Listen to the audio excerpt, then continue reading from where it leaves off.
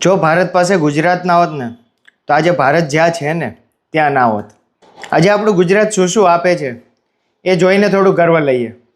Total પોપ્યુલેશનના ખાલી 5% થઈને દેશના 8.5% જીડીપીમાં આપણે કોન્ટ્રીબ્યુટ કરીએ છીએ. દેશનું 18% ઇન્ડસ્ટ્રીયલ આઉટપુટ ખાલી ગુજરાતથી જ આવે છે. ગુજરાતને પેટ્રોલિયમ કેપિટલ કહેવાય છે કારણ કે દેશનું કેમિકલ અને પેટ્રોકેમિકલનું 30% આપણે કોન્ટ્રીબ્યુટ કરીએ છીએ. ડાયમંડ ઇન્ડસ્ટ્રીના તો રાજા છીએ આપણે, કારણ કે સુરત એકલું દુનિયાનું 80% ડાયમંડ પ્રોસેસ કરે છે અને આપણે ભારતનું 80% ડાયમંડ એક્સપોર્ટ કરીએ છીએ. ગુજરાતમાં જ ભારતનું વ્હાઇટ રેવોલ્યુશન ચાલુ થયું હતું, જેનું લીડર અમૂલ છે. ભારતની 30% મેડિસિન પણ અહીંયા જ બને છે અને 28% મેડિસિનનું એક્સપોર્ટ પણ અહીંથી જ થાય છે. ગુજરાત એક જ એવું સ્ટેટ છે જ્યાં 2000 કિલોમીટર પણ કરતાં વધારે ગેસ લાઇન નાખેલી છે. ગુજરાતમાં એશિયાનું one of the biggest solar park પણ છે. ભારતનું 23% ટેક્સટાઇલ મેન્યુફેક્ચરિંગ પણ અહીંયા જ થાય છે. ગુજરાતમાં 40થી વધારે પણ પોર્ટ્સ છે.